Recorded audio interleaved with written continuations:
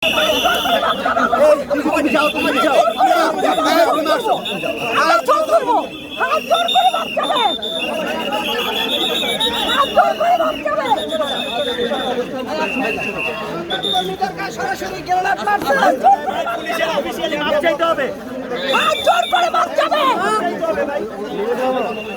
হয়েছিল?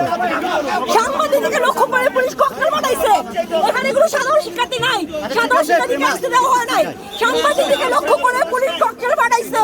সাংবাদিক আহত হয়েছে, ঢাকা মেডিকেল সাংবাদিকরা লক্ষ্য করে গায়ে মারছে, লক্ষ্য করে গায়ে মারছে। এখানে না পাঁচটা সংবাদকর্মীদের গায়ে মারছে। একটা চ্যানেল আছে সুলেমান ভাই গায়ে পড়ছে সরাসরি।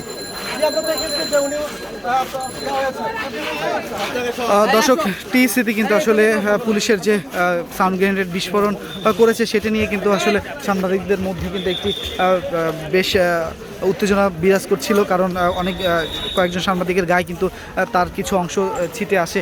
সেই জন্য কিন্তু সাংবাদিকরা যারা রয়েছে তারা কিন্তু পুলিশের কাছে জানতে চায়, এবং সেই বিষয় কিন্তু আপনারা দেখলেন যে বেশ কয়েকজন সাংবাদিক কিন্তু বেশ উত্তেজিত ছিল। কেন ছোড়া হলো তারা কিন্তু প্রশ্ন করছে যে এইখানে যে যারা